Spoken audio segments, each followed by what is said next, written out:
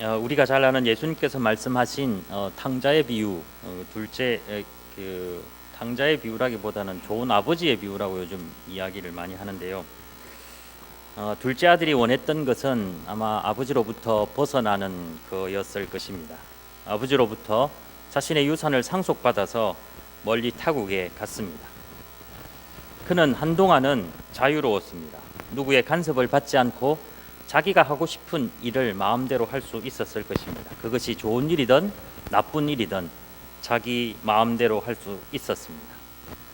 처음에는 좋았습니다. 그러나 자신이 가지고 있었던 것을 다 허비할 때까지만 자유롭고 좋았습니다. 아버지로부터 받은 그 유산이 영원할 줄 알았는데 그 유산은 어느 순간 없어지고 말았고, 그것이 다 없어지는 순간 그는 자유도 없었고 오히려 괴로움만 있었습니다. 우리가 생각하기에는 이 둘째 아들이 이런 행동은 참 어리석은 행동이다라고 분명히 우리는 알고 있습니다. 여러분들은 절대로 이런 행동을 안 할 거라고 생각하지만 꽤 많은 사람들이, 믿음의 사람들이 이런 행동을 반복하고 있다라는 것은 누구도 부인하지 못할 것입니다. 다시 말해서 나는 지혜롭지만 여전히 어리석은 행동을 하고 있다라는 것입니다. 나는 하나님을 믿고 있는다라고 하지만 둘째 아들처럼 하나님으로부터 벗어나 자유롭고 싶어하는 마음이 누구에게나 있다라는 것입니다. 하나님으로부터 벗어나는 것, 그것은 아무리 많은 것을 가지고 간다 해도 결국 빈털터리가 되어서야 돌아올 수 있습니다. 아이들이 장성을 하면 부모의 둥지를 떠나듯 우리들도 이제 믿음이 클 만큼 컸으니 하나님의 둥지를 떠날 필요가 있다라고 생각하는 것은 오산입니다. 아이들이 장성하면 부모의 둥지를 떠나 독립을 하는 것은 당연한 것이지만 우리들은 하나님을 떠나서는 살 수 없습니다. 아니, 하나님을 떠나서도 살 수 있겠지만 그렇게 살지 않아야 합니다. 왜냐하면 우리들은 하나님과 함께 있을 때 가장 행복하기 때문입니다. 우리는 하나님의 보호 아래 있을 때 가장 안전하며 하나님으로부터 내려오는 귀한 은혜를 맛보았을 때 우리는 가장 기쁨이 넘치기 때문입니다. 마음대로 하고 싶을 때가 참 많이 있습니다. 그래서 믿음 생활도 나의 기준에 맞추어 하고 싶습니다. 그래서 나의 기준이 신앙인의 기준이 되는 것처럼 이야기할 때도 있습니다. 그러나 나의 기준이 결코 신앙인의 기준이 될 수 없음을 알아야 합니다. 큰 교회의 기준이 하나님의 기준이 또한 될 수 없으며 목회자의 기준이 역시 교회의 기준이라 말할 수도 없습니다. 그렇기 때문에 우리는 이런 기준 때문에 많은 혼란을 가지게 되는데, 다행히 이런 혼란은 우리들로 하여금 하나님께 꼭 붙어 있어야 할 이유를 만들어 주기 때문에 다행입니다. 고민하고 괴로워할 때 우리는 다시 하나님을 부를 수 있기 때문입니다. 오늘 읽은 본문을 보면 하나님이 이스라엘 백성들을 향해 무엇을 생각하고 있는지 그 계획을 말씀해 주고 있습니다. 이스라엘 백성들에 향하는 하나님의 그 계획은 이스라엘 백성들에게 어울리지 않는 계획입니다. 예레미야에게 토기장의 집을 가보라 하였고, 토기장의 집에서 예레미야는 흙으로 만든 그릇이 토기장의 손에서 잘못되었을 때 그가 그것으로 자기 생각대로 좋은 대로 자기가 만들고 싶은 것을 만드는 것을 보았습니다. 그때 하나님께서 그렇게 말씀하셨습니다. 토기장이가 하는 것처럼 나도 이스라엘 백성들을 그렇게 할 수 있다라는 것입니다. 어느 민족이나 국가를 뽑거나 부수거나 멸하려고 할 때에, 다시 말해서 하나님께서 계획을 가지고 저 민족을 없애버려야 되겠다라고 생각을 했는데, 그 계획을 가지고 있음에도 불구하고 만약 그 사람들이 악에서 돌이키면 내리기로 한 재앙에 대하여 뜻을 돌이키겠다라고 말씀하셨습니다. 다시 말해서 하나님이 계획을 바꾸시겠다라는 것입니다. 또 어느 민족이나 국가를 건설하거나 심으려 할 때에 좋은 계획을 가지고 있었는데 하나님 보시기에 악한 것을 행하고 목소리를 청종하지 않으면 그에게 유익하게 하려 한 복에 대하여 뜻을 돌이키신다라고 말씀하셨습니다. 야, 내가 저 민족을 한번 세워줘야 되겠다. 저 민족을 좀 잘되게 좀 해줘야 되겠다라고 생각했는데 이 사람들이 하나님 보시기에 악한 것을 행하면 그 뜻을 돌이켜서 내리시고자 한 그 복을 내리지 않겠다라는 것입니다. 다시 말해서 자신의 계획을 포기하겠다라는 것입니다. 이런 이야기를 하신 이유는 11절에 나오는 유다 사람들과 예루살렘 주민에게 무엇을 원하는지를 알리고 싶었기 때문입니다. 이 이야기를 하신 후에 하나님께서는 예레미야로 하여금 유다 사람들과 예루살렘 주민에게 말해라라고 이야기를 합니다. 그 내용은 너희에게 재앙을 내리며 계책을 세워 너희를 치려 한다라는 것입니다. 다시 말해서 앞에서 말한 것처럼 어느 민족을 부수거나 뽑거나 멸하려 할 계획을 지금 가지고 있다라는 것입니다. 이런 이야기를 하신 이유가 무엇일까요? 이스라엘 백성들을 이제 무너뜨리고 싶어서 하셨을까요? 아니면 다시 세워주고 싶어서 하셨을까요? 내가 너희들에게 계획을 가지고 있는데 너희들을 멸할 계획을 가지고 있다 라고 이야기하신 것은 그들로 하여금 뜻을 돌이켜 그 재앙에서 벗어나게 하기 위함입니다. 그래서 하나님은 그렇게 말씀하십니다. 그들이 악한 행실을 악한 것을 버리고 하나님께로 돌아오기를 간절히 원했던 것입니다. 이스라엘 백성들이 하나님 앞에 범죄하였으나 하나님은 그들에게 재앙을 내리고 싶은 마음은 하나도 없었습니다. 우리들의 기준에 보면 하나님은 엉뚱하신 분인 것 같습니다. 그냥 마음에 들지 않고 악한 행동을 했으면 그냥 싹 없애버리면 참 좋을 텐데 왜 그 불씨를 남겨두시는지 참 모르겠습니다. 하기야 그런 불씨를 남겨두지 않았다면 여기 아무도 안 계실 수도 있습니다. 우리도 몇 번의 불씨를 하나님으로부터 보호를 받았을 것이기 때문입니다. 하나님은 이렇게 이스라엘 백성들을 향하여 그런 은혜를 베푸고자 하였습니다. 자, 그러면 이런 이야기를 들은 이스라엘 백성들의 반응은 어떠해야 합니까? 하나님께서 이스라엘 백성들이 돌이키기를 원하셨고 재앙을 내리는 것이 아니라 그들을 구하고 싶은 마음을 전했을 때 이 영리한 이스라엘 백성들은 이 말씀을 듣고서 어떻게 해야 하겠습니까?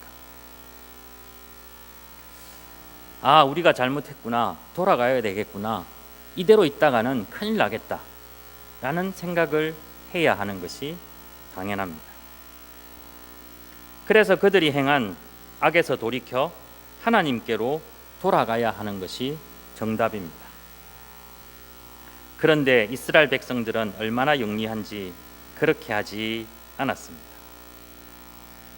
그들은 하나님이 자신들을 마음대로 할 수 있도록 놔두지 않았습니다. 둘째 아들처럼 하나님이 자신을 마음대로 하시지 못하게 하려고 오히려 벗어나려 하였습니다. 12절을 보면 그들이 얼마나 험한 말을 하는지 들어보십시오. 그들이 말하기를 이는 헛되니 우리는 우리의 계획대로 행하며 우리는 각기 악한 마음이 완악한 대로 행하리라 하느니라. 하나님은 언제든지 우리들에게 맞추어 뜻을 돌이킬 준비를 하심에도 불구하고, 즉 하나님은 자신의 계획까지 바꾸려 하심에도 불구하고 이스라엘 백성들은 자신의 계획을 바꾸려 하지 않았습니다.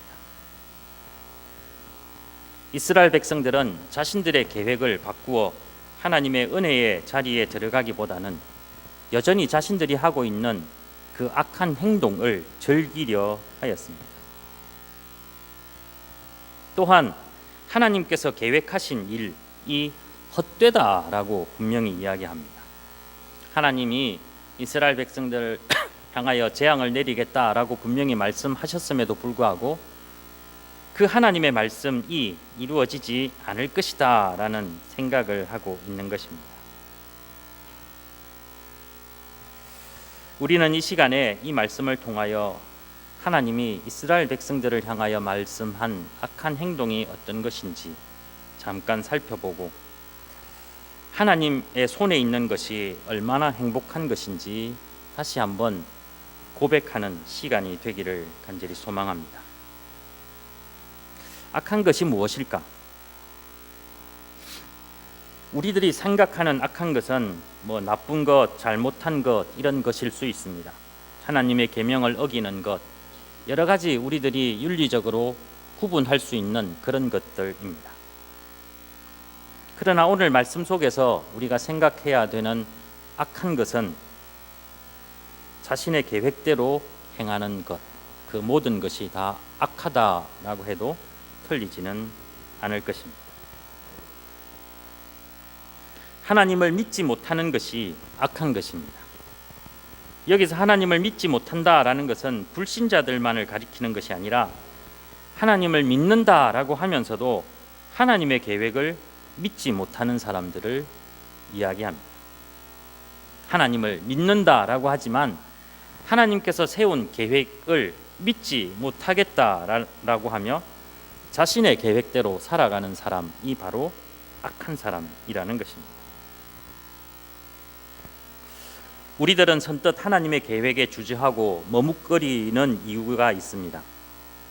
그것은 바로 하나님의 계획이 불확실하기 때문입니다. 하나님의 계획이 선명하게 로드맵처럼 탁 진행이 된다라면 우리들이 쉽사리 동의할 수 있겠지만 우리가 하나님의 계획에 동의하지 못하는 이유 중에 하나가 바로 하나님의 계획은 늘 명확하지 않기 때문입니다. 말씀을 통해서 하나님의 뜻을 안다 하여도 그것이 정말 그렇게 될지 우리가 생각하기에는 늘 불안하기 때문입니다. 돌다리도 두드리라라는 속담에 있는 것처럼 확실한지 확실하지 않은지 조금 천천히 가더라도 그것을 두드려가며 확인하는 것은 나쁜 행동이 아닙니다. 그러나 하나님을 두드리는 것은 믿음 없음과 다를 바 없습니다. 하나님을 두드린다라는 것, 하나님의 계획이 안전하지 않은지를 의심하고 있는 행동이기 때문에 그것은 믿음 있는 것이 아니라 악한 일일 수 있습니다.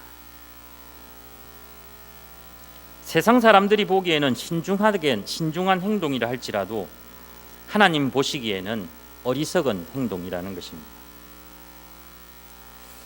이스라엘 백성들이 뭘 믿고 이렇게 용기 있게 대답을 했을까 참 궁금합니다. 하나님이 그렇게 말씀하셨음에도 불구하고 하나님의 권고를 헛된 말이다 라고 선언한 이러한 용기는 어디에서 나오는지, 또한 자신의 계획이 선하다라고 이야기하지 않고 오히려 자신들이 하는 것이 악하고 악한 마음이 완악한 대로 행한다라고 한 것처럼 자신 스스로 자신들이 악하다라는 것을 이야기하는 이러한 용기는 어디에서 나오는지 참 궁금합니다. 우리도 이런 일을 많이 경험할 것입니다. 하나님을 믿는 사람들보다 하나님을 믿지 않는 사람들도 여전히 행복하고 여전히 안전하고 여전히 기뻐하며 살고 있는 것을 보고 있기 때문입니다. 그들이 그렇게 살고 있는 살고 있는 것을 보면 정말 악한 마음으로 완악한 대로 행하며 살아도 별 탈 없을 것 같아 보입니다. 그렇게 살면 큰일 나기 때문에 그렇게 살지 말라라고 하면 틀린 말입니다. 완악한 대로 살면 나중에 큰일 나기 때문에 우리는 정직하게 살아야 됩니다. 이렇게 하면 이치에 맞지 않는 말이 됩니다. 왜냐하면 완악하게 살아도 아무 탈이 없기 때문입니다. 하나님을 믿는 사람은 그런 이유 때문에 우리가 하나님을 믿어야 된다라고 하는 것이 아니라 완악한 대로 사는 것이 불행을 가져오기 때문에 하지 말라라는 것이 아니라 완악한 대로 사는 것을 하나님이 좋아하지 않기 때문에 그렇게 살지 말아야 된다라고 우리들은 이야기를 해야 합니다. 정직하게 살면 큰 복을 받기 때문에 우리가 정직하게 살아야 된다라고 이야기해서는 안 됩니다. 정직하게 살아라고 하나님께서 말씀하시기 때문에 우리들은 정직하게 살아야 된다라고 이야기를 해야 합니다. 그렇게 해야만 우리들에게 닥치는 어떤 일, 좋은 일이든 좋지 않는 일이든 어떠한 결과에 상관없이 우리는 여전히 하나님을 선하게 섬길 수 있으며 정직하게 살 수 있기 때문입니다. 이스라엘 백성들은 그렇기 때문에 용감했나 봅니다. 그들은 하나님을 우리처럼 믿지 않았나 봅니다. 하나님을 믿으면 좋은 일이 생기고 믿지 않으면 좋지 않는 일이 생긴다라고 생각을 했기 때문에 좋지 않는 일이 생기지만 않으면 상관이 없었던 것입니다. 아무튼 하나님께서는 이스라엘 백성들을 여전히 사랑하시고 그들이 돌이키기를 원했습니다. 그렇지만 이스라엘 백성들은 자신들이 행하고자 하는 그 계획을 수정하지 않았습니다. 나중에 어떻게 될지 관심은 없습니다. 그렇기 때문에 이스라엘 백성들이 나중에 멸망을 했지만 이렇게 했기 때문에 이스라엘 백성들이 멸망을 했습니다. 우리도 멸망하지 않기 위해서는 그렇게 살면 안 됩니다라고 이야기하고 싶지는 않습니다. 멸망하든 하지 않든 잘 되든 못 되든 상관없이 하나님이 싫어하는 것이기 때문에 하나님께서 떠나라 돌이키라 하셨기 때문에 우리는 돌이켜야 합니다. 하나님께서 말씀하신 나쁜 것은 바로 우리들이 하고자 하는 그 계획일 수 있음을 잊지 마십시오. 하나님의 손안에 있는 것 행복합니까? 괴롭습니까? 어떤 사람에게는 그게 행복일 수 있지만 어떤 사람에게는 그게 괴로움일 수 있습니다. 시편에 하나님의 궁정에서 문지기로 있는 것이 행복하다라고 표현한 시인은 지금 우리가 살고 있는 이 시대에서 살기 어려운 사람일 수도 있습니다.